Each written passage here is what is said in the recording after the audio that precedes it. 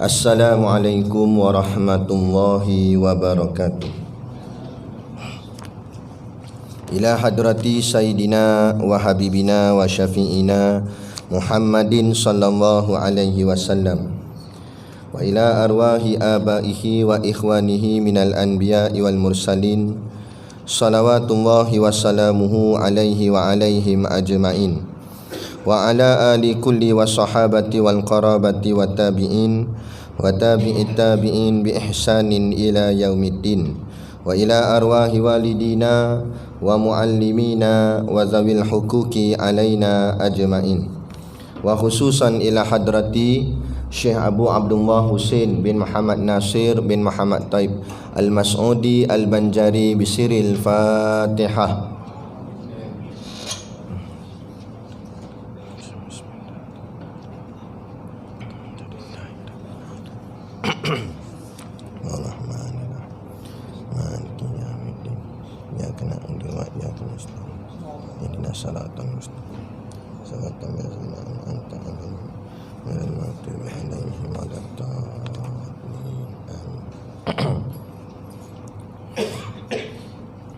Bismillahirrahmanirrahim.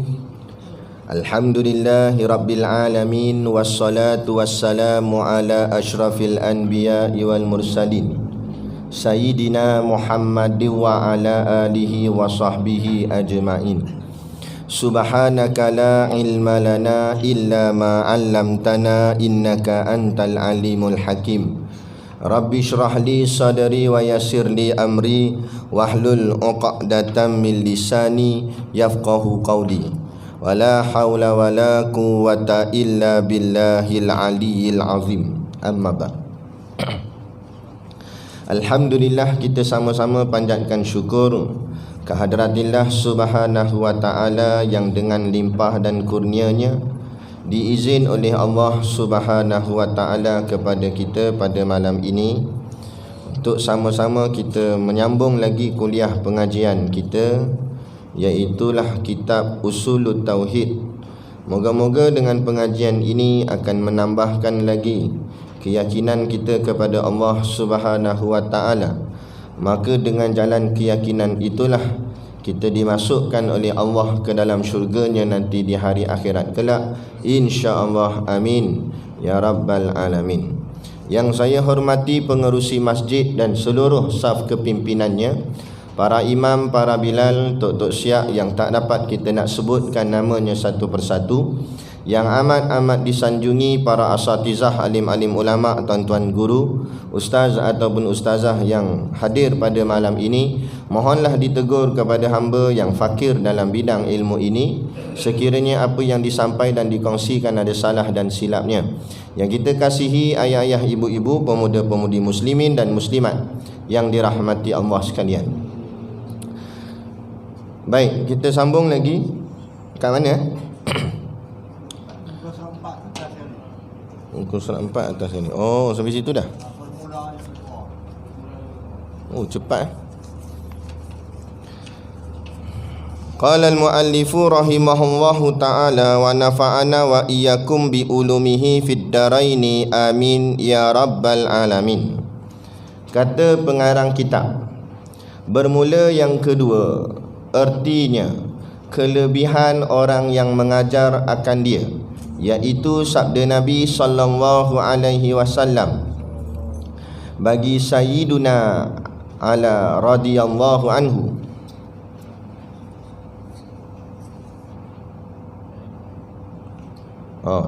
Tercicir dak kitab Jawi. Bagi Sayyidina Ali radhiyallahu anhu. Ya, bunyinya li an yahdiyallahu bika rajulan wahidan khairun laka min humurin na'am. Artinya, sungguhnya bahawa menunjuk oleh Allah dengan sebab engkau akan seorang lelaki, iaitu terlebih baik bagi engkau daripada beberapa unta yang merah. Meriwayat akan ini hadis oleh Bukhari dan Muslim. Dan pada riwayat Imam Ahmad, iaitu terlebih baik daripada dunia dan barang yang di dalamnya. Baik.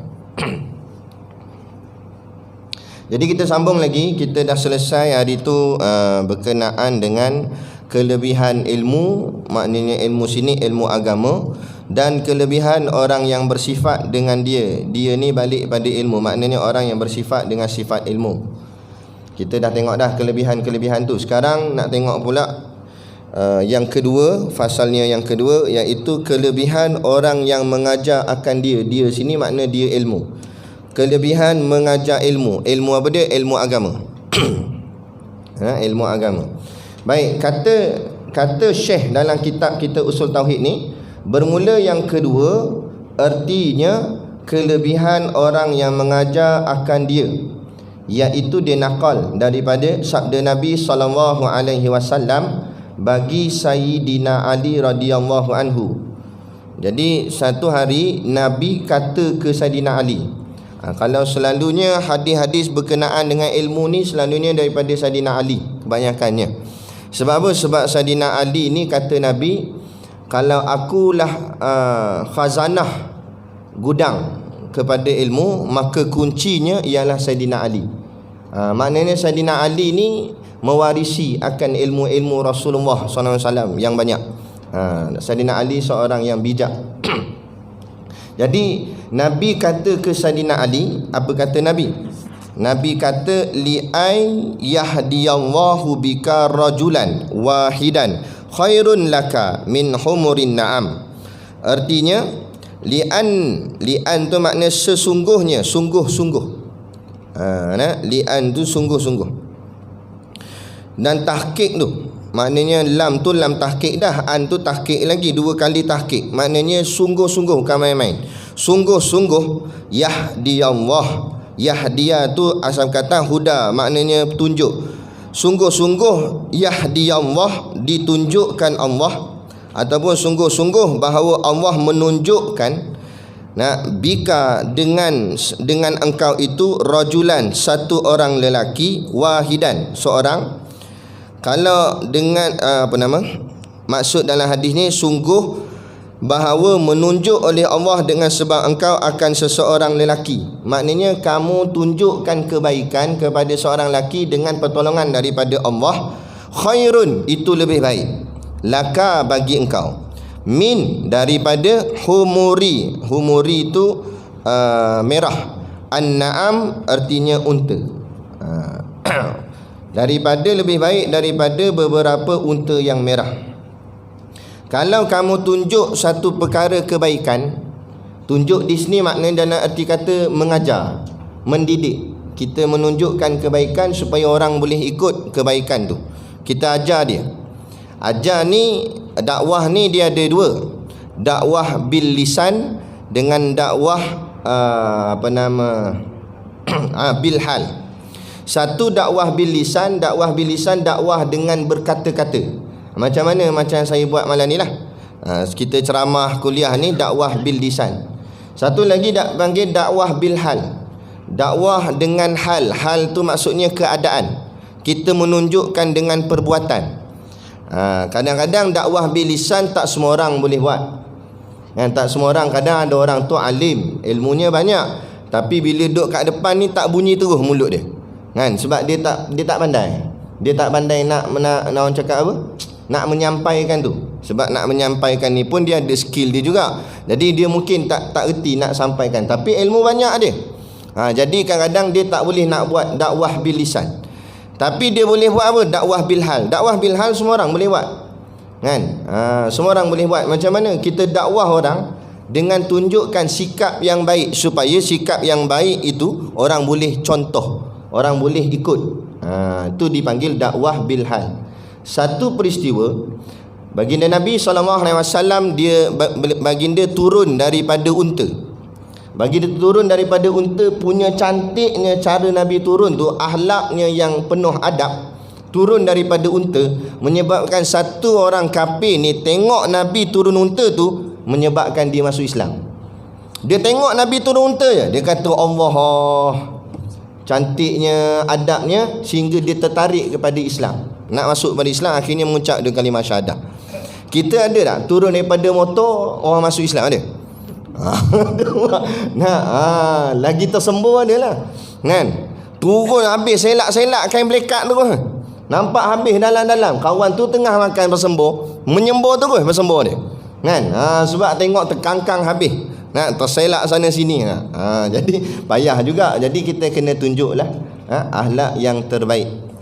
Sebab tu guru kami tak setuju dengan orang kata apa, kita nak dakwah orang, tiba-tiba kita jadi orang tu. Tu tak kena. Kita nak dakwah mak rempit, lepas tu kita buat gaya jadi mak rempit. Buat gaya dengan pakai ki lah, apa, seluar jin ustaz. Tapi dia tanggal habis jubah-jubah dia, pakai seluar jin apa semua, lepas tu bergaul dengan budak-budak mak rempit. Konon-kononnya nak tarik mak rempit ni tadi pada Islam. Jadi sebenarnya siapa tarik siapa kalau begitu? Patutnya kita nak tarik dia kepada kita, biar dia ikut sunnah, bukan kita jadi dia. Jadi dia siapa kena tarik gitu. Kena. Sebab tak kena cara. Jadi lebih baik tak apa, tak ada masalah kita nak dekati anak muda, nak dekati mak rempit ke apa ke, kita tetap dengan berjubah, tetap dengan berserban sebagainya. Lepas tu kita pergilah bergaul dengan anak muda. Silat-silat kita berkelakuan baik dengan mereka apa semua, tarik hati mereka. Jadi tiba-tiba dia berkata, ustaz, teringin jugalah nak pakai serban macam ustaz. Ustaz tengok, janggut ustaz smart dah, nak buat janggut juga boleh ustaz. Dia minat. Jadi dia ikut kita, bukan kita ikut dia. Barulah betul. Baru budak tu tarik. Ini ustaz tu tanya, dah macam mana nak buat seluar jin ada bulu-bulu? Ada ustaz pula jadi pakai seluar jin. Bukanlah, memanglah tak salah pakai seluar jin, bukan sampai haram. Tapi ialah kata apa nama, seperti mana kata Ustaz Mak Usam, dia cedok daripada kata-kata Tok Guru Ni Aziz. Setiap sesuatu tu dia ada uniform dia kan. Polis ada pakaian polis dia, rela ada baju rela dia, bomba ada baju bomba dia, ulama pun ada pakaian ulama dia kan. Pakaian ulama tu gini, pakai sunnah Nabi. Tiba-tiba ulama dah tak mencontohi sunnah Nabi, dah nak tarik macam mana orang kepada sunnah, kalau ulama sendiri pun sudah tidak bersunnah. Ada masalah.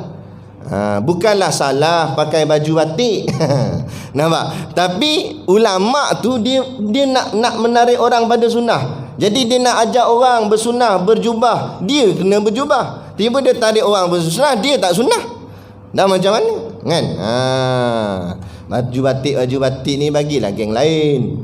Geng batik dah, geng politik ke apa ke, geng YB ke. Apa dah bahagian dia, ini bahagian kita. Bahagian ulama dia kena ada cara ke. Macam polis lah. Polis kalau tak pakai uniform, kita gerun tak dengan dia? Tak gerun. Dia pakai baju pagoda, poket tengah macam Doraemon. Lepas tu pergi pasar malam, selisih bahu dengan dia. Kita ada siapa tak? Tak ada siapa. Siap sound, woi, buta, sampai.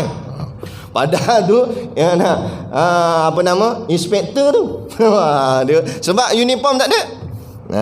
Tiba-tiba sangkut kat Roblox, tengok yang semalam dia sound pakai baju pagoda tu, langgar bahu tu. Macam kenal. Memang kenal hang semalam nak tumbuk aku kan.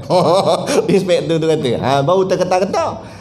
Sebab apa? Sebab uniform. Pakaian tu walaupun nampak dia bentuk kain, tapi dia ada izzah. Pakaian ulama ada izzah, ada syiar. Ada kegerunan dengan pakaian ulama. Sebab tu patutnya kitalah yang menunjukkan kebaikan. Itulah sebagai contoh dakwah bil hal kan. Kita tak boleh nak tarik, nak paksa orang suruh pakai jubah, kita berjubah dulu, nanti orang lain tengok, oh smart pakai gini, orang pun ikutlah pelan-pelan. Itu dakwah bil hal. Boleh lah tu. Walau tak kerti nak sebut ayat Quran ke hadis Nabi, tapi kita buat dengan tingkah laku yang menunjukkan baik supaya orang ikut kebaikan kita. Tapi bila kita menunjukkan tingkah laku yang kurang baik, sagi kalau orang ikut kurang baik tu, kita pula yang menanggungnya. Ada. Gitulah. Sebab itulah kalau ikut guru kami lah, ustaz-ustaz pondok, tok-tok guru pondok, dia tak setuju sebenarnya rancangan televisyen ni. Yang apa nama tu, itulah bunyi-bunyi itulah benda tu, rancangan agama kat televisyen tu nama apa? Dai. Tuan-tuan yang sebut, saya tak sebut. Dai pencetus ummah lah apa sebagainya tu. bukanlah tak baik langsung secara total. Ada baiknya juga, tetapi Allah Subhanahu Wa Taala sebut dalam Quran, wala talbisul haqqo bil batil. Jangan kamu campurkan yang hak dengan yang batil.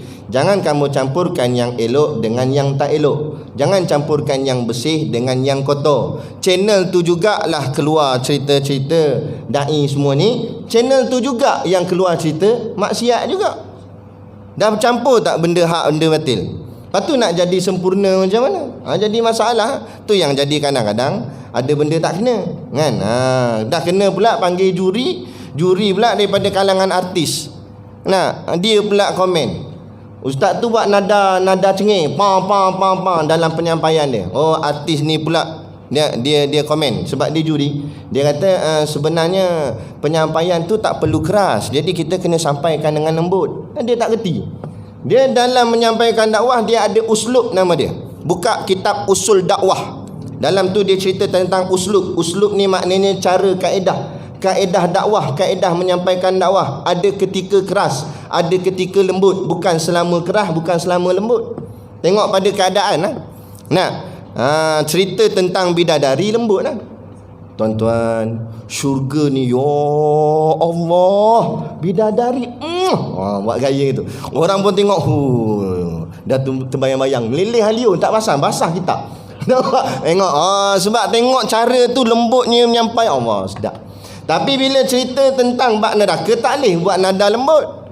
Tuan-tuan, neraka pecah kepala. Terasa tak pecah tu?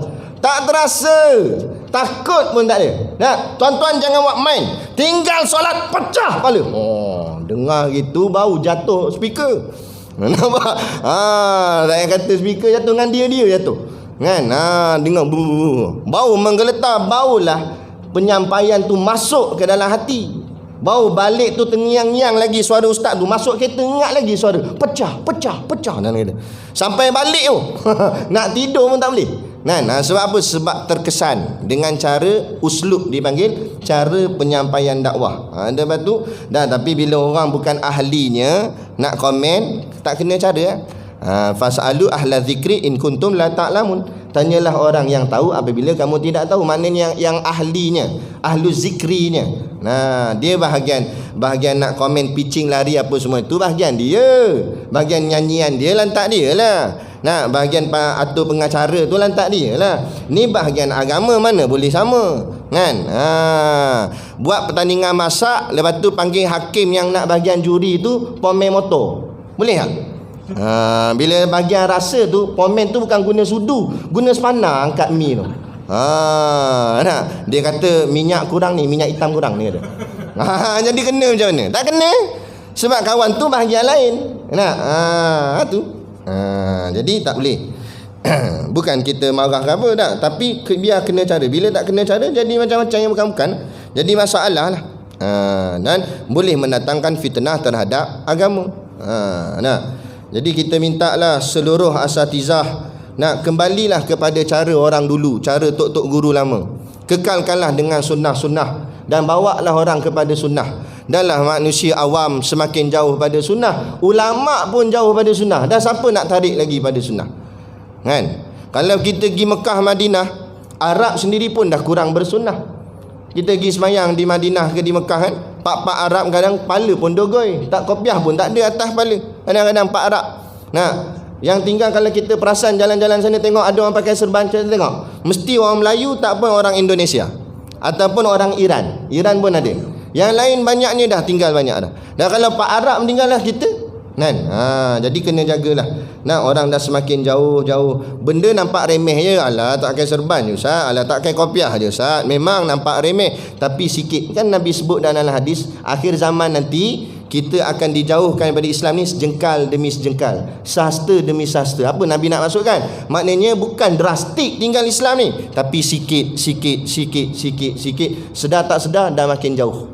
Dah makin jauh daripada Islam. Bila dah jauh, mulalah dah kelang kabut dah. Nak betulkan balik dah payah. Itu dia. Baik, jadi kata Nabi, kalau kamu tunjukkan seseorang dengan kebaikan dengan hidayah daripada Allah lah. Maknanya kita tunjuk baik bukan sebab kita. Sebab tu dia kata sini, Nabi kata li ayyahdi Allah. Maknanya dengan pertolongan Allah, dengan petunjuk tu daripada Allah, hidayah daripada Allah. Cumanya melalui jalan kita. Macam saya mengajar, tiba-tiba tuan-tuan dapat faham. Bukan saya yang bagi faham. Nah, tok guru tak boleh bagi faham, ustaz tak boleh bagi faham, kitab tak boleh bagi faham. Yang bagi faham Allah. Nah, kalau kitab ni boleh bagi faham, nescaya tokek kedai kitab paling faham sekali. Dia paling alim sekali sebab semua kitab ada kat kedai ni. Saya pergi kedai kitab itu, lepas tu kita tanya satu kitab ni, tak ingat nama kitab ni kitab apa. Tapi saya tanya dia lah, kitab ni ada tak kat tokek kedai ni? Dia kata ada, saya ada kat rak belakang tu. Lepas tu saya tanya pula, kitab ni cerita pasal apa? Saya pun tak tahulah Ustaz, saya jual je, dia kata. Dia pun tak tahu, nampak? Dia jual je. Betul tak? Macam saya kat jual barang-barang produk tu. Kadang orang tanya, ni rasa macam mana? Ustaz, tak tahulah, rasa sendirilah. Saya pun tak pernah rasa. Saya pun jual aja. Nah, jadi maknanya jual atau kita milik belum tentu kita punya, belum tentu kita dapat.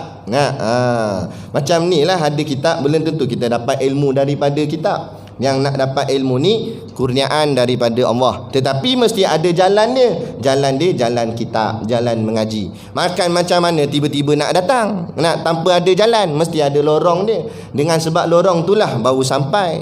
Kan? Jadi kita nak dapat ilmu, tiba-tiba tak mengaji, macam mana nak sampai ilmu? Dengan nak dapat ilmu itulah kita jalan dia jalan mengaji. Tapi jangan kita faham mengaji confirm dapat ilmu. Dapat ilmu tak dapat ilmu tu Allah, tapi jalannya dengan mengaji. Macam tu. Macam juga SOP lah, pakai mask apa semua ni. Kena tak kena corona tu Allah punya kuasa. Tapi jalannya jalan kita lah, jalan berikhtiar. Pakai mask, berjarak dan sebagainya, itu ikhtiar saja. Kalau Allah kata kena, kenalah. Allah kata tak kena, tak kenalah. Cuma ada jalan. Jalan tu dipanggil syariat. Serah pada Allah tu dipanggil hakikat. Lepas tu hidup kena ada dua-dua, syariat dan hakikat. Barulah bersambung keduanya dipanggil tarikat. Maka bila ada ketiga-tiga ni, barulah namanya makrifat. Barulah lengkap seseorang itu mengenal siapa dia dan siapa Tuhannya. Gitu. Jadi dengan hidayah daripada Allah, kita tunjukkan kebaikan pada seseorang lelaki. Katanya Nabi, min khairun laka min humurin na'am. Dan perkara itulah lebih baik bagi engkau daripada unta-unta yang merah. Kenapa Nabi buat bandingan dengan unta merah? Sebab zaman tu unta merah ni antara unta yang paling mahal. Dalam banyak-banyak binatang di tanah Arab, yang paling mahal unta lah. Dan banyak-banyak unta paling mahal unta merah. Bukanlah unta tu color merah betul macam merah traffic light tu, kan. Maknanya dia putih kemerahan. Maknanya kulit dia tu cantik, payah nak jumpa sebab barang mahal. Ya? Macam kebau? Balau. Saya pun tak tahu. Tapi macam itulah. Kan? Maknanya kemerahan. Makna nak cerita sini unta cantik. Situ faham, situ sudahlah. Unta cantik dan mahal. Bila cantik mesti mahal. Mahal. Bila mahal, ada setengah guru kami sebut bandingannya ibarat contoh kalau di zaman kita, ibaratnya BMW lah unta merah ni. Ada yang kata macam Ferrari, sebab Ferrari kan merah. Jadi mahal sangat. Mahal sangat, nilainya tinggi. Jadi kata Nabi, kalau kamu tunjuk kebaikan tu, nilai dia lebih tinggi daripada nilai tu. Padahal nilai tu nilai tinggi dah. Unta merah ni siapa dapat kira kaya lah. Tapi dengan tunjuk kebaikan, dia lagi hebat daripada tu. Tapi hebatnya tak nampaklah dunia, akhirat sok baru nampak. Jadi kita kena ada sifat sabar. Bila berjuang jangan cepat nak menang. Bila berjuang jangan rasa hari ni buat, hari ni dapat, atau hari ni buat, esok dapat. Tak. Allah didik kita, Allah ajar kita, apa amal kita buat hari ni, hasilnya nanti hari akhirat esok. Hari akhirat tu pula tak tahu bila. Esok ke, lusa ke, atau berapa puluh tahun lagi ke, lambat lagi. Kalau dah berlaku dah kiamat, tak selesai lagi, tak terus masuk dalam syurga. Tahun-tahun pula tu kena hisap lah apa bagai. Maknanya lambat. Nak ceritanya lambat. Tapi kalau orang yang yakin kepada Allah, lambat ke cepat, dia tetap serah pada Allah. Dia tunggu sampai dia dapat. Sebab dia yakin. Inilah Allah nak uji kita di dunia ni soal keyakinan. Keyakinan tu bahasa Melayu. Bahasa Arab maknanya iman. Itulah iman. Allah nak uji keimanan kita. Takat mana kita percaya pada Allah. Orang yang percaya sungguh tak kisahlah. Biar lama mana pun, dia kata tak kisahlah, lama mana pun, juta tahun lagi pun kena tunggu, aku tak kisah. Janji aku yakin, Allah janji dah, Allah akan bagi, Allah akan bagi. Sebab Allah tidak memungkiri janji. Tu. Tapi bagi orang yang kurang yakin, iman dia kurang, bila nak dapat ni? Boleh ke? Tu. Ya ke dapat sungguh ke? Tu. Buat persoalan pertikaian dan sebagainya. Itu masalah. Sebab apa? Sebab kurang keyakinan. Lepas tu kita hidup kat dunia ni, apa yang kita nak kena pupukkan yakin dalam hati kita. Macam mana nak pupuk yakin? Pertama dengan mengaji. Bila kita mengaji, kita faham, maka kita kenal Tuhan kita kenal Allah, maka keyakinan kita makin kuat. Itu yang pertama. Yang kedua, cas keyakinan itu dengan amal ibadat. Perbanyakkan semayang. Tak cukup dengan semayang fardu, semayang sunat, kemudian berzikir, baca Quran, apa-apalah amal-amal ibadat. Dengan amalan-amalan tadi itulah dia akan cas iman kita bagi mantap. Barulah keyakinan kita tu kuat. Barulah yakin itu kuat. Sebab orang yang keyakinan dia kuat, mesti ibadat dia pun kuat. Bagi orang yang ibadat slow, keyakinan pun slow. Baik. Kemudian lagi kata Nabi dan sabda Nabi sallallahu alaihi wasallam, majlisu fiqhin khairun min ibadati sittina sanah.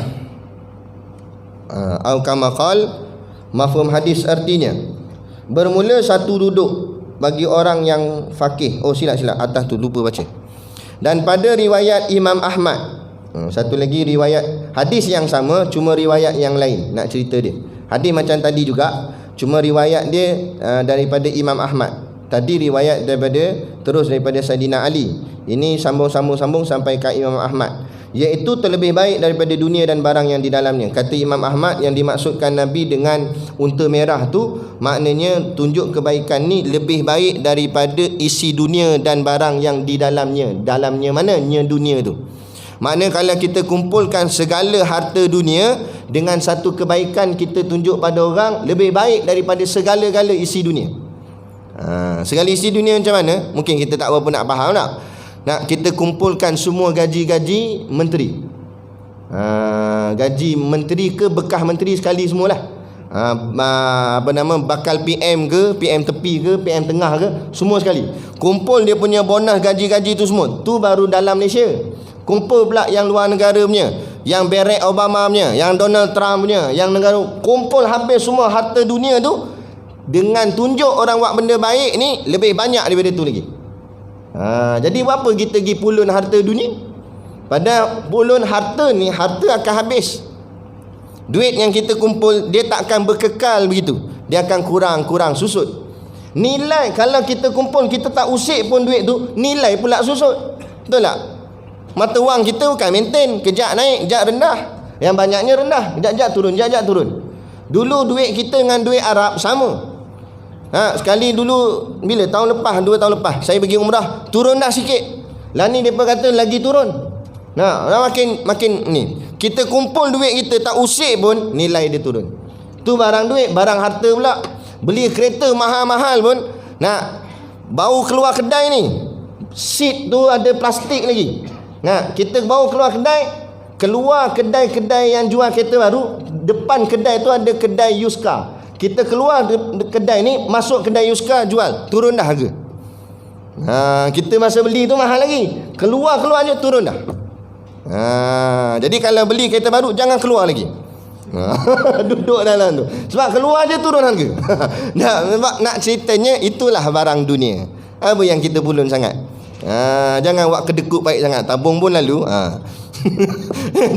Tak ada benda pun. Yang berkekalan ialah hari akhirat esok. Pahala kita tak kurang, kan? Yang kurang duit. Jadi banyak-banyakkanlah pahala. Bukan banyak-banyakkan duit. Duit ni ada orang bagi, terima, tak ada masalah kan. Dapat rezeki. Tetapi jangan sampai nak kita tertipu dengan dunia tu. Sampai nak bawa ke mati. Nak gimana bawa ke mati? Kan? Cerita tentang ada 3 orang musafir. Dia musafir, jalan-jalan, entah macam mana dia tersesat. Dia nampak ada sebuah rumah besar. Dia tak tahu rupanya rumah besar tu istana raja. Jadi dia ingat ni rumah siapa tau. Mari dah makin gelap malam, jadi dia nak tumpang tidur. Dia nak masuk dalam rumah tu, nak tanya tuan rumah boleh tak dia tumpang tidur rumah tu. Dalam istana ada guard lah depan. Guard tu tanya nak pergi mana ni? Nak pergi jumpa tuan rumah. Amboi, nak jumpa tuan rumah. Apa hubungan? Tak ada hubungan, saya tak kenal dia, dia tak kenal saya. Lepas tu apa nak masuk dalam? Tak, saya nak tanya dia, boleh tak saya tumpang tidur sini? Sebab hari dah gelap dah ni, saya tak ada tempat nak tidur. Jadi tengok rumah besar, takkan tak ada ruang langsung untuk saya tumpang tidur. Lah kali Sultan pun nampak. Sultan kata, apa masalah tu? Memang masuk. Sultan pun baguslah sikit. Masuk dalam. Sultan tanya, siapa gerangan kamu dan apa yang kamu nak? Dia pun ceritalah, saya ni gini-gini, musafir gini-gini. Jadi cadangnya nak tidur rumah ni lah, buat tumpang tidur. Sultan pun tanya, awak siapa? Saya dah tu asal nak tumpang tidur sini? Dah nak tumpang lah, sebab hari dah gelap, tak boleh. Rumah besar ni, dia kata. Lepas tu dia tanya pula, ni rumah siapa? Dia tanya. Dia tanya Sultan. Sultan kata, rumah aku. Kamu siapa? Aku Sultan lah, ini istana aku. Ya ke rumah kamu? Dia kata, iyalah rumah aku. Dia tanya pula, betul ke rumah kamu? Okeylah, macam ni lah, kalau betul ni rumah kamu, aku tanya ni, kamu jawab. Nah, sebelum kamu duduk dalam rumah ni siapa punya? Itu rumah ayah aku. Sebelum ayah kamu punya, siapa punya? Atuk aku. Sebelum atuk kamu punya, siapa punya? Tok Nyang aku lah. Banyak tanya lah, kata Sultan. Dah, lagi satu nak tanya. Kalau esok kamu mati, rumah ni siapa punya? Anak saya. Nah, kalau anak kamu mati, cucu saya. Dah last sekali, jadi maknanya rumah ni siapa punya? Dia tanya. Sultan pun pening. Betul juga, siapa punya? Sebab dia pun tak, anak dia pun tak, bersilih ganti. Jadi nak maksudnya bukan kita punya. Rupanya musafir tu ulama, dia nak ajar. Bukan kita punya. Kita cuma menompang rasa, pinjam-pinjam cakap, kitalah owner, tuan milik, tapi bukan milik yang kekal. Kalau milik kekal, masuklah dalam kubur sekali. Tanam dengan pintu-pintu, dengan tingkat-tingkat, dengan bumbung-bumbung masuk dalam tu. Tak payah kata nak masuk rumah, kunci rumah tak boleh masuk dalam kubur. Dah, apa yang kita banggakan sangat dengan harta milik kita? Bukan kita punya. Mati kita beda habis dah, milik orang lain. Kan? Betul, orang tanya masa kematian kan selalu ada orang letak tapuai ke apa, orang masuk duit. Jadi orang tanya, duit dalam tapuai itu duit siapa? Orang kata duit si mati. Ke mana si mati pula ada duit? Dia mati dah. Kalau duit si mati masuk dalam kain kapan, mayat pun jeling banyak, ni kata.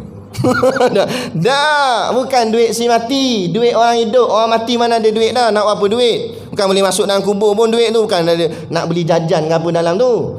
Tak ada duit-duit dah. Jadi duit orang hidup, duit tu untuk urus si mati boleh. Duit tu milik siapa yang jaga dia.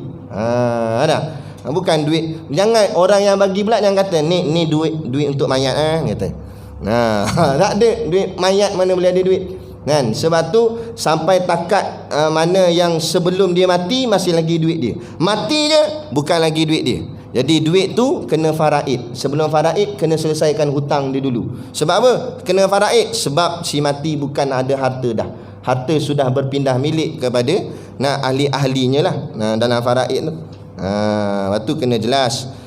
Dalam bab-bab harta ni, mana ada kita tak ada milik apa-apa. Jasad kita bukan kita punya, apatah lagi kunci motor, kunci kereta. Jasad kita yang pakai selalu tak pernah tinggal. Baju ya tanggal juga, masuk dalam mesin basuh, gantung kat almari. Tapi kulit pernah tanggal, hidung pernah cabut, letak tepi je hidung. Dah, anggota yang tak pernah tanggal ni pun bukan kita punya. Mana bukti bukan kita punya? Masuk dalam kubur, ulat makan. Kalau kita punya boleh sekat, ulat jangan makan ni aku punya. Dah, ulat makan. Mana pergi dah, tinggal apa? Tengkorak aja, tulang. Ada. Jadi tak ada apa dah kita punya. Apa yang kita punya semuanya Allah punya. Ada. Cuma Allah beri pinjam. Bila beri pinjam biar sedap ke dirilah. Barang pinjam je. Jangan buat over sangat. Barang pinjam. Gitu. Baik.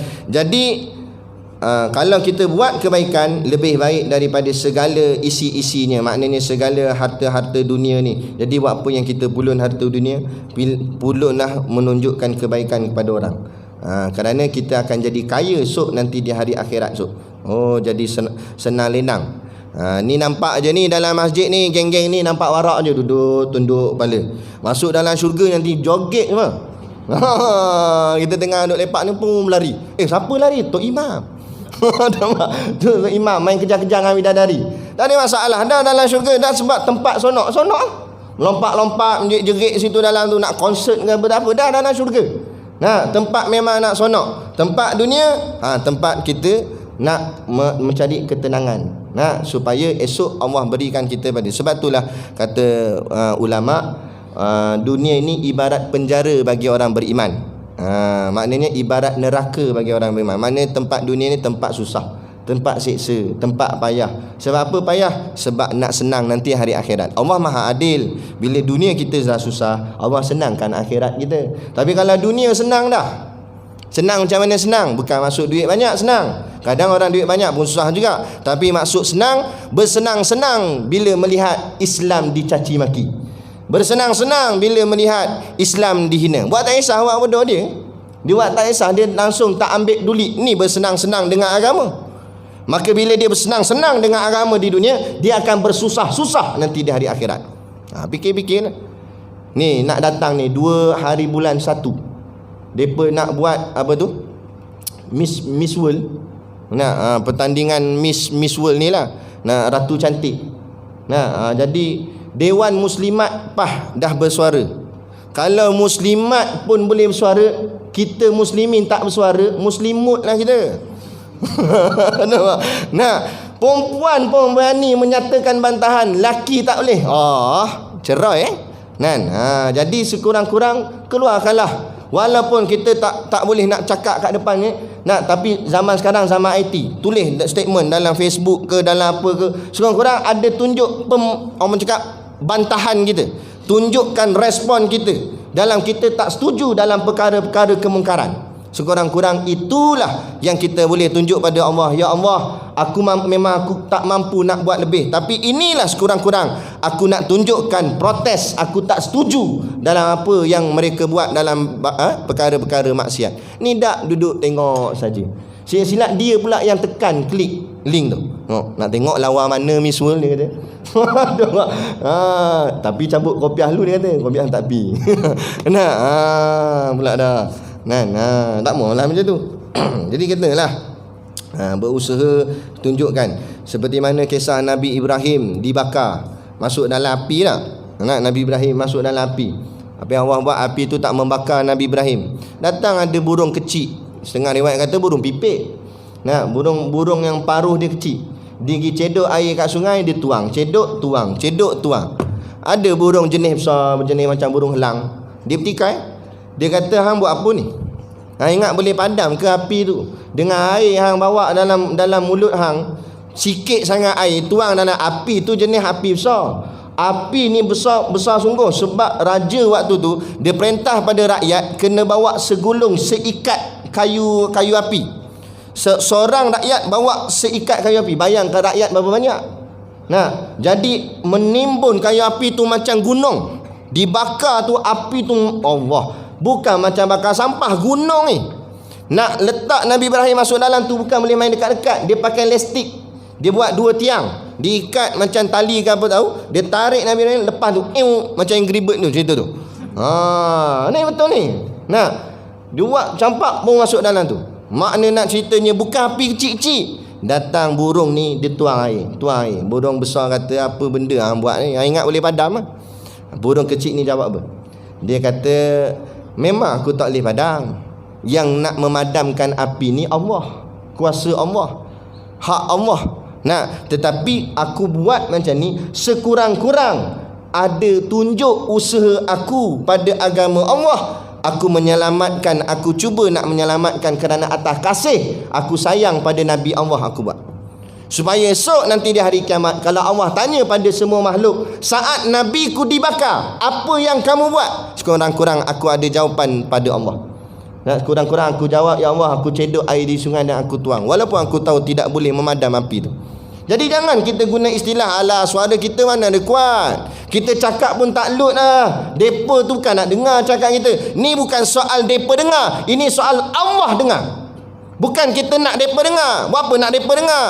Nak kita nak Allah dengar. Kita nak buktikan depan Allah, nak buktikan pada Allah bahawa kita ni sungguh-sungguh dengan agama, kita sayang pada agama. Inilah buktinya. Inilah namanya iman. Inilah namanya Islam. Nah, bukan hanya Islam tu pada pakaian saja, janggut saja. Kalau kira janggut, Santa Claus janggut lagi labuh. Tengok kriman tu, oh gini janggut. Nah, bukan kira janggut Islam ni. Islam ni sayang pada agama, bukti sanggup berkorban untuk agama. Buat apa saja setakat mana yang kita mampu. Kita mampu tulis.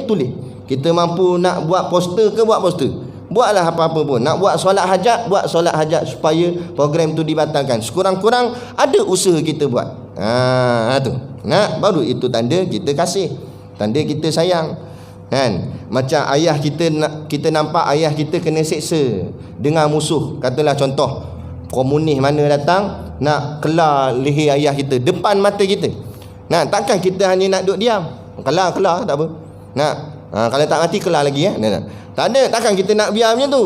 Kita akan meronta, walaupun kita tahu kita tak boleh nak lawan, pasukan dia ramai keliling, tapi kita akan meronta juga, usaha untuk selamatkan ayah kita. Itulah namanya sayang. Itulah namanya yakin dan percaya pada agama. Begitu juga, takkan kita nak biar Islam kita dirobek. Takkan kita nak biar Islam kita dihina begitu rupa. Dibuat dalam tempoh Covid ni, dalam tempoh Corona. Buat lagi pula program Ratu Cantik, nak mengundang bala daripada Allah, nak buat lagi perkara maksiat. Kita duk pulun SOP KKM, saranan tu pakai ni, berjarak lah apa sebagainya, tapi perkara maksiat masih lagi berleluasa. Sedangkan salah satu penyebab musibah wabak ini datang atas sebab dosa-dosa manusia. Sebab tu Syekh Nuruddin tegur pada kerajaan KKM yang berkuasa, jangan hanya memberi saranan dalam bentuk SOP semata, tapi berilah saranan dalam bentuk ni. Nak suruh pemimpin paling besar agung sampailah sekecil-kecil rakyat paling bawah bertaubat pada Allah, minta ampun pada Allah, kerana apa yang ditimpa pada kita hari ni mungkin juga atas sebab dosa-dosa kita. Jadi buatlah istighfar. Ni dah buat program. Hari tu dah ABP anugerah bintang pembela. Ni nak Ratu Cantik pula. Kan? Allah masalah. Kan? Ni. Batu kita kena pulun, kita kena push. Kalau kita buat seorang dua memang tak ada kekuatan. Sebab tu kita kena alaikum bil jamaah, kita buat secara berjamaah. Pulun kau supaya sampai pemimpin kita dengar. Nah, supaya sampai ada satu desakan supaya akhirnya program ni dibatalkan. Nah, kita cuba buat. Kalau tak batal juga, sekurang-kurang kita dah usaha. Nah, sekurang-kurang kita boleh nak mengadu kepada Allah, nah, bahawa kita telah pun berusaha. Ini langsung tak ada usaha apa. Biar pilah depa nak tayang badan depa, bukan badan kita dia itu. Memang badan depa, tapi dengan kita kena. Salah. Ni jenis nak lari.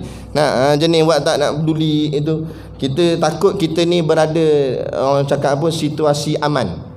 Kita ingat dah apa sekarang negara kita aman, yang tak payah gaduh-gaduh. Ni bukan soal gaduh, ini nak soal tegakkan yang hak dan tenggelamkan yang batil. Kan? Tuan-tuan jangan rasa dunia ni panjang lagi. Kita dah berada akhir zaman dah ni. Kan? Dunia dah semakin dekat kepada penghujungnya. Satu-satu nak perkara-perkara yang disebut Nabi dah mula nampak, dah mula timbul. Nah, kata Syekh Ahmad Fahmi Zamzam, boleh dikatakan semua tanda-tanda kecil kiamat sudah pun berlaku atau sedang berlaku, dia kata. Tanda kiamat ni ada dua. Satu tanda sugra, tanda kecil. Satu tanda kubra, tanda besar. Tanda kecil kata Syekh dah berlaku dah semua, ataupun tengah berlaku. Tapi tanda besar belum. Bila tanda kecil ni semua dah berlaku, maka nak tunggu tanda besar je. Bila tanda besar berlaku je, dia jadi macam rantai yang terputus. Satu je jadi, dia akan berderet-deret, dia akan bersambung-sambung, tanda kiamat besar tu. Bila tanda kiamat besar dah bersambung-sambung berlaku, tunggu Dajjal turun, Ya'juj Ma'juj datang, apa semua tu. Kita mungkin kita dengar cerita ni macam nampak mengarut tak mengarut, itu tetap akan berlaku. Inilah yang dikhabarkan oleh baginda Nabi SAW. Tapi orang sekarang dah mula dah, ya ke? Ini dia boleh jawab apa? Ini teori konspirasi je ni. Ini teori-teori orang je, cakap-cakap ni. Tu dalil banyak mana nak letak tu? Hadis-hadis Nabi nak letak mana tu? Tak percaya hadis Nabi jadi kafir. Memang Nabi dah bagi tahu awal dah. Yang aku khawatiri pada umat aku akhir zaman ialah fitnah yang paling besar. Sahabat tanya apa fitnah? Fitnah Dajjal. Nak buat mana tu? Dia kata ini konspirasi je. Konspirasi apa? Kan? Dah mula dah. Sebab apa? Sebab masyarakat sekarang kebanyakannya sudah berada di zon selesa. Tak selesa macam mana, segala kelengkapan dunia dah ada dah. Rasa relax aja, rasa tenang, sonok aja. Dia tak tahu bahawa ni, kata ulama, ibarat agama kita pada hari ni, luarnya nampak elok, dalamnya sudah berongga dimakan anai-anai. Macam tiang nampak tegak elok je, dalam tu berlubang dah, tunggu nak tumbang dah. Sebab apa? Sebab makan anai-anai. Ginilah agama kita. Agama kita luar nampak elok je, nama IC Islam, tapi dalam boleh rata-rata lah. Tanya orang Islam tentang Islam, tak boleh jawab dah. Kita tanya soalan mudah, rukun dalam sembahyang ada berapa? Apa kon? Dia tanya. Tak boleh jawab dah. Pada benda basic, benda simple je, benda yang asas bagi setiap umat Islam. Tak ada. Akhirnya orang Islam fi akhir zaman la yabqa minal Islam illa ismuh, kata Nabi. Orang Islam pada akhir zaman yang tinggal pada dia nama saja. Apa maksud Nabi kata nama? Makna luaran dia saja nampak Islam, dalaman KO. Dalaman apa pun tak ada. Tak tahu, jahil tentang agama. Berapa ramai zaman hari ni tak erti baca Quran. Ramai tak erti baca Quran, tergagak baca. Bukan kita hina orang tak pandai baca Quran, tapi kenapa sampai jadi tak pandai baca Quran? Sedangkan orang putih kamu pandai bercakap. Nak bahasa-bahasa lain boleh bercakap, kenapa bahasa Quran tak boleh cakap? Bukan kita hina dah, tapi kenapa jadi begitu? Sebab kita menjauhkan diri kita dengan agama. Kita rasa agama kolot. Hantar anak sekolah agama, kata nak makan apa? Ni nak makan penumbuk kata. Dia buat soalan kan. Bila kita hantar anak sekolah agama, kata nak makan apa, nak kerja apa. La ilaha illallah. Ni memperlekeh-lekehkan ilmu agama Allah. Akhirnya Allah tunjukkan bala datang kat kita, satu-satu hal. Kan? Macam-macam hal jadi sekarang ni. Baik. Satu lagi lah hadis Nabi, boleh dan sabdanya Nabi SAW, majlisu, bunyi dah, majlisu fiqhin khairun min ibadati sittina sanah, atau kama qala, mafhum hadis. Majlisu bermula satu duduk. Okey, majlisu ni asal perkataannya jalasa. Jalasa tu makna duduk. Majlis ialah tempat duduk. Sebab tu orang tanya ulama, kalau kita tengok kuliah dalam video, dalam YouTube ke, dalam live ke, adakah sama dengan kita duduk dalam majlis ilmu macam ni, dia datang masjid? Ulama jawab tidak sama. Sebab apa tak sama? Sebab ini dipanggil majlis. Adapun dalam YouTube, dalam live tu bukan majlis. Sebab makna majlis tempat duduk. Sini duduk, kita duduk bertalaki, berhadapan dengan guru. Dalam video tu tak berhadapan dengan guru, tu dia berhadapan dengan telefon. Nampak?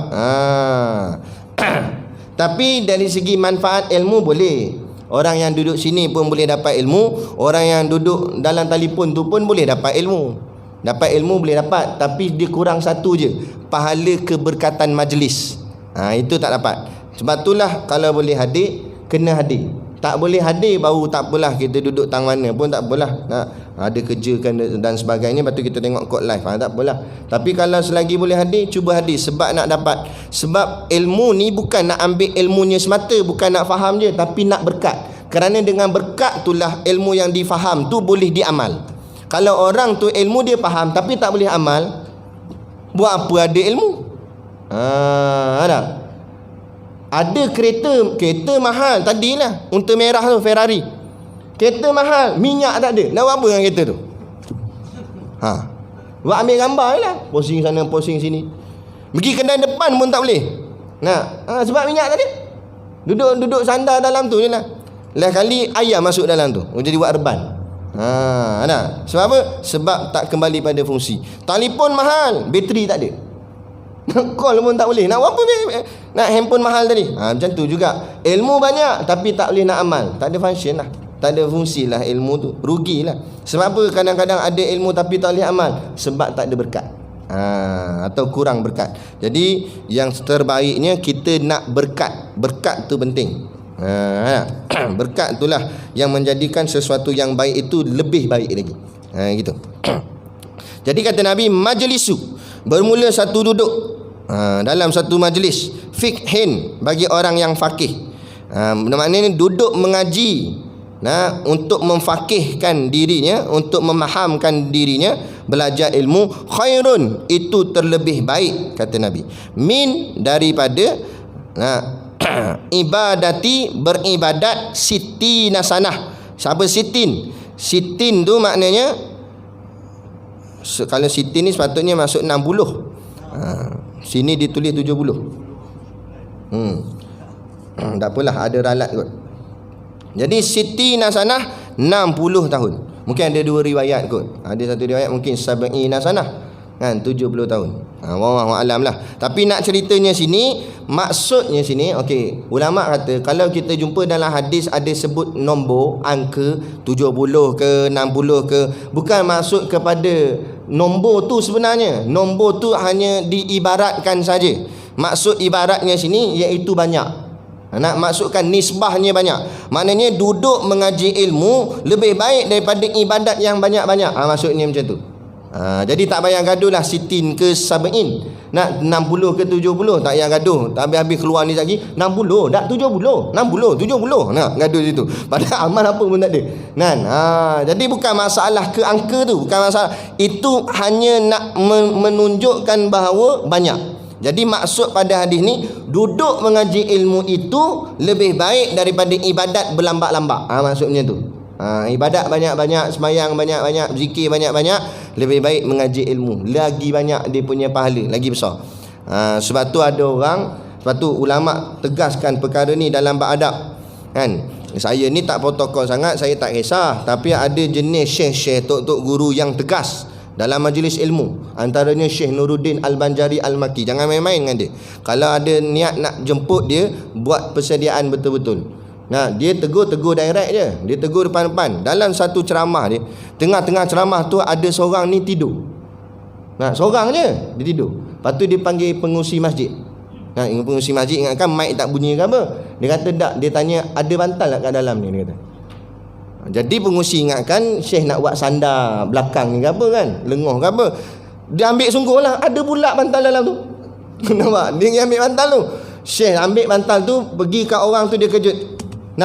Tidur, dia kata. Nak tidur sangat, nak ambil ni tidur. Tegah dia kan, orang tu segan dah kat situ kan. Ada sekali tu saya ikut dia punya daurah kitab, ikut dia. Jadi tengah-tengah kita tahu dah cara dia, jadi kita jagalah. Jaga jangan bagi terlelap apa semua. Tengah-tengah kuliah tu ada seorang ni, dia terlelap. Dengar gini, jatuh kepala. Tengah-tengah Syekh syarah tu, Syekh berhenti. Syekh kata keluar sekarang. Kamu tak hormat pada majlis ilmu. Senyap tu. Saya lepas tu ngantuk kat sebelum tu sebenarnya. Bila dengar gini kata. Jaga sungguh. Main. Dia tegas. Sebab memang betul sebenarnya majlis ilmu ni majlis yang besar. Kita tak boleh buat lebih kurang. Adabnya kena tinggi. Sebab yang disampaikan itu bukan sebarangan ilmu. Dia adalah ilmu kata-kata Allah, firman Allah, kata-kata Nabi. Kata YB pun nampak hebat dah, apatah lagi kata Nabi. Kan? Kata-kata Allah dibaca dalam majlis. Kan? Tu. Maknanya kena tinggi. Majlis tu sebab apa? Sebab majlis ilmu ni dia orang cakap apa, lebih daripada majlis-majlis yang lain. Nabi masuk satu masjid, Nabi nampak ada dua kelompok. Satu kelompok membincangkan tentang isu-isu agama, satu lagi kelompok sedang berzikir-zikir. Maka Nabi duduk di kelompok yang membincangkan tentang isu agama. Kata Nabi, kedua-dua majlis yang baik, tetapi majlis ini lebih baik daripada majlis ini, kata Nabi. Bukanlah majlis zikir tak baik, tapi lebih baik majlis ilmu lagi. Banyak orang salah faham. Oh tak boleh, kami 7 keturunan dah masjid ni, daripada tiang kayu sampai tiang batu, tak pernah miss baca Yasin malam Jumaat. Oh, marah dia sangat orang nak buat ceramah Khamis tu, tapi dia nak buat juga baca Yasin. Ni dia tak faham. Dengan mengaji lebih besar pahala daripada baca Yasin. Bukan kita melekehkan baca Yasin tak, tapi ni hadis Nabi kata majlis ilmu itu lebih besar daripada majlis yang lain. Sebab apa? Sebab majlis lain majlis amal, majlis ibadat, sedangkan majlis ilmu majlis yang memimpin ibadat. Dalam hadis yang lain Nabi kata, al ilmu imamul amal, ilmu itu imam kepada amal, wal amalu tabi'uhu, dan amal itu pengikutnya sahaja. Sebab apa? Amal yang ikut ilmu, bukan ilmu ikut amal. Nak beramal mesti ada ilmu.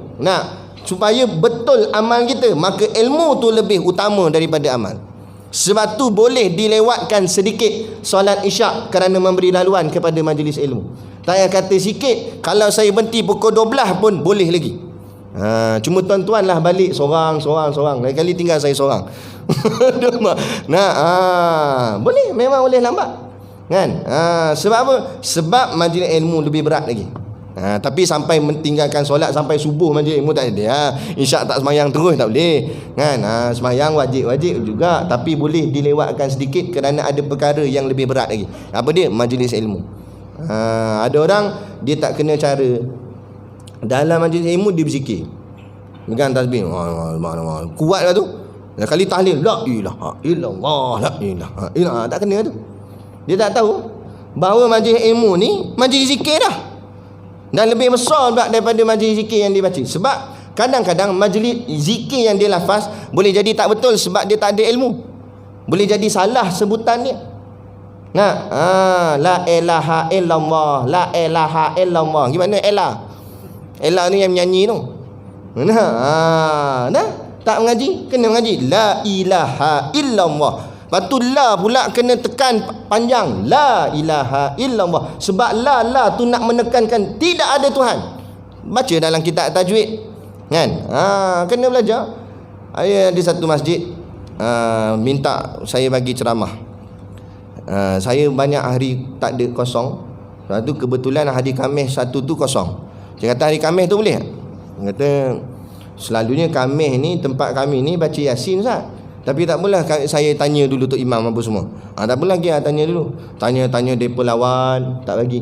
Tak boleh. Mana boleh? Lama dah baca Yasin. Tiap-tiap ni Khamis ni, malam Jumaat tak boleh.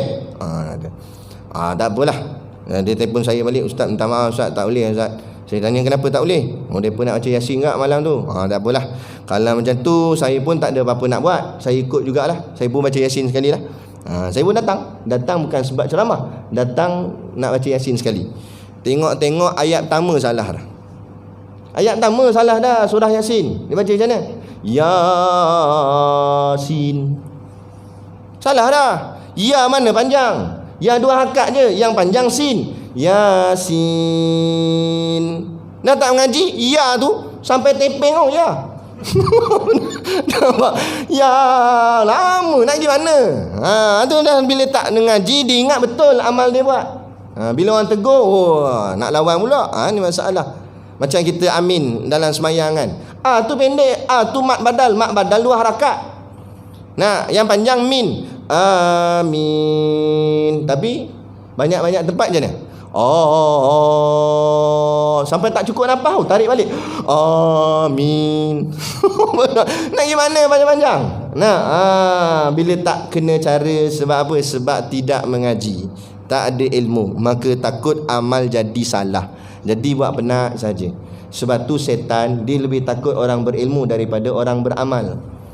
Dan satu kisah, Iblis ni duduk depan pintu rumah Tok Guru. Rumah Tok Guru. Iblis duduk depan tu, lepak situ. Jadi Iblis ni dia ada jawatan-jawatan dia juga. Dia ada ketua dia, kan. Dia ada presiden, ada timbalan presiden, apa semua tu ada lah kan. Jadi ketua dia round-round nak tengok anak buah buat kerja ke tak buat kerja. Nah, yang setan yang bekerja ni constable je, yang ni general ni kan. Dia lalu-lalu tengok dia punya staff dia tu, pekerja dia tu, anggota dia lepak depan pintu, sedangkan kat masjid ramai orang semayang. Dia pun tanya, "Hei, amboi, tak guna punya setan dah lah." Setan dia kata. Goyang kaki tak buat kerja. Tu orang semayang dalam masjid ramai-ramai, apa tak kacau, tak ganggu tu, apa duduk lepak sini. "Hei bos," dia kata, "sabar dulu bos. Nah, yang dalam masjid semayang ramai-ramai tu ilmu tak ada." Dia kata, "Tu kan mengaji tu, main kod entam tu, tanya rukun semayang pun tak kerti tu, baca Fatihah pun siratul labi tu dalam tu." Bukan masjid ni lah, ni contoh cerita ni. Habis tu yang hang lepak sini, "Hui, dalam ni jangan buat main. Dalam ni tok guru besar ni, dia alim sungguh." Nah, habis tu kenapa tak kacau dia? Dia tengah tidur, saya tengah kacau mimpi dia ni, bagi dia sedap supaya jangan bangun. Kalau dia bangun, dia buat kuliah, habis, kalah kita. Mudah orang-orang yang jahil jadi alim, habis lingkup kita. Jadi saya akan teruskan dia tidur. Sebab tu kadang-kadang ustaz terlambat datang sebab ni kena tidur dengan setan ni. Ada kacau bagi. Mimpi jadi YB lah apa. Itulah payah. Sebab dia tak nak bagi. Kalau pergi kuliah habis lagi orang yang jahil jadi alim, orang yang bodoh jadi tahu, orang tak reti jadi reti. Bila jadi semua orang reti, habislah dia setan. Sebab setan ni dikalahkan dengan ilmu. Tapi bila orang tak ada ilmu, setan sonoklah, buatlah apa benda pun tak ada ilmu. Langgar habislah hukum hakam agama. Tapi bila ada ilmu, orang buat nak cara yang betul. Habislah setan, kalahlah dia. Lepas tu dia risau yang tu, yang tok guru tu lagi. Orang alim lagi. Orang berilmu.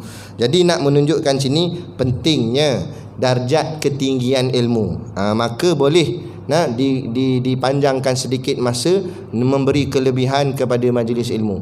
Dan tak salah kalau nak buat malam Jumaat buat kuliah. Tak apalah kita nak beramal baca Yasin, tapi buatlah sekali-sekala. Kalau tak nak buat bulanan majlis ilmu hari Khamis pun, tapi bila ada ustaz tu tiba-tiba dia yang kosong hari Khamis tu je, tak apa, bagi laluan.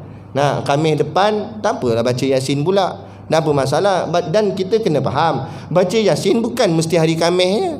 Mana-mana hari pun boleh baca Yasin, tapi dah terpegang dalam mentaliti kita ni, ya Khamis Yasin, Yasin Khamis. Sampai kan nak baca hari Jumaat, tak boleh, kena hari Khamis tak, tunggu Khamis depan. Nampak? Tak boleh juga dia kata. Pelik kan. Ni sebab apa? Ini yang Wahabi bantai kita ni jadi bid'ah. Sebab kadang-kadang melalut juga orang kita pun. Dia pegang ni buat tahlil 100 malam. Malam ke 100 wajib kena buat tahlil. Kena-kena hari kerja. Adik-adik apa semua payah nak balik. Tak kena balik kat sebab ni malam 100. Kalau esok dah 101 dia kata. La ilaha illallah, siapa ajar kena buat malam 100.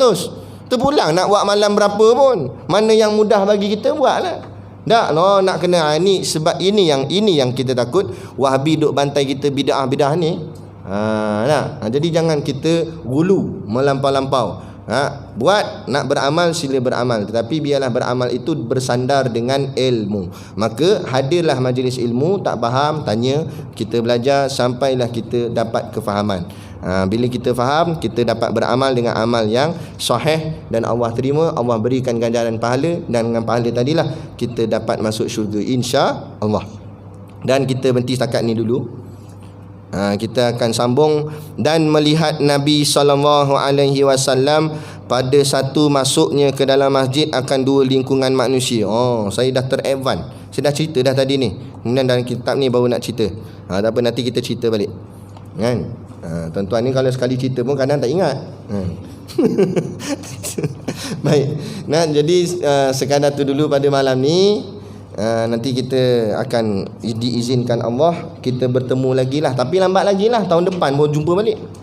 Boleh tahun depan 2021 kan. Jadi macam biasalah ada produk perniagaan di belakang sana tu. Jadi bolehlah pakat-pakat membeli sambil niat menderma untuk membantu sekolah pondok dan tahfiz.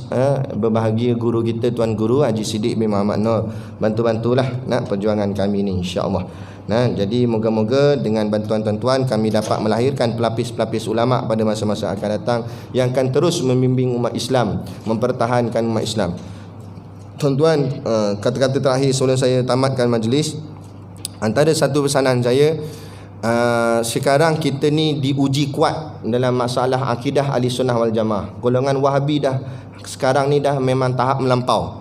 Dan memang dah kemudian pula ramai pula tu. Mereka dah tak sorok-sorok dah sekarang ni. Mereka lebih dah menzahirkan. Dan lebih dahsyat lagi, ada di kalangan Wahabi yang membaca kitab-kitab pondok, dan ada yang syarah pun ada. Jadi supaya orang tak nampak dia Wahabi. Sebab selalunya Wahabi dengan pondok ni dia bercanggah kan? Tapi hari ni Wahabi pun kadang-kadang baca kitab pondok supaya orang tak nampak dia Wahabi. Tapi bila dihurai memang kona. Hurai dia lari. Hurai dia ke arah Wahabi. Sebab tu hari ni kena berhati-hati sungguh. Sebab tu saya harap pihak ahli jawatan kuasa kalau nak jemput mana-mana ustaz, boleh rujuk-rujuklah guru-guru kita. Guru-guru yang kita yakin dengan akidah Ahlussunnah wal Jamaah, tanya-tanya. Kalau panggil ustaz ni boleh tak? Kata ni boleh. Ni cengeng ni, bagus-bagus. Kan? Boleh. Yang ni, yang ni tak boleh. Ni Wahabi kuat ni. Jangan.